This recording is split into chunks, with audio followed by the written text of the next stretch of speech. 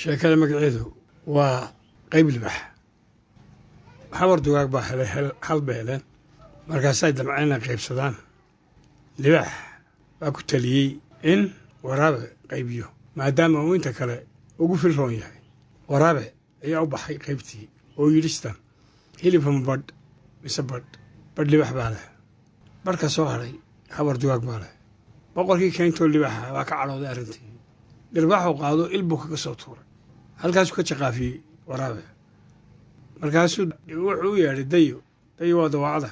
nahoy dayo, adaa ka caqal badan waraabee, hilibka qayb buuri oo tidhi hilibkanba badh mise badh libax baa leh. badhka soo hadhay ma wax mise wax libax baa leh. waxda soo hadhay ma faladh mise faladh libax baa leh. faladhka soo hadhay ma rimic mise rimic libax baa leh. rimica soo hadhay ma miil mise miil libax baa leh. miilka soo hadhayna dee adaa boqorkii ku darso. libaaxii baa qosol u dhacay. maashuu naadayo qaybtii baa ku baray. markaasay tidhi isha cali ka laalaada. marka eg sheekadan laba xikmood baa ku jira. ta hore waxa weeye qayb libaax, oo qayb libaax waxa weeye waxba waa la qaadanayaa, cidka wax looga ogolaya ma jirto. xikmad kalaa ka hoosaysa oo ah sida af soomaaliga uu qani u yahay. waxa meesha ku jirta waxa weeye xisaabtaas waxa weeye wax loo yaqaano jajab, af ingiriisigan loo yaqaano fraction.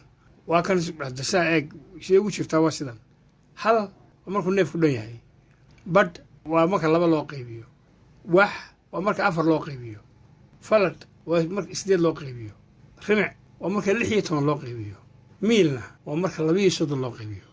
marka agtan waxay ku tusisaa in jajabka sida soomaaligu af kale oo intaa in la ku sheegi karaya inay soos dhigaan mooyaane ma jirto.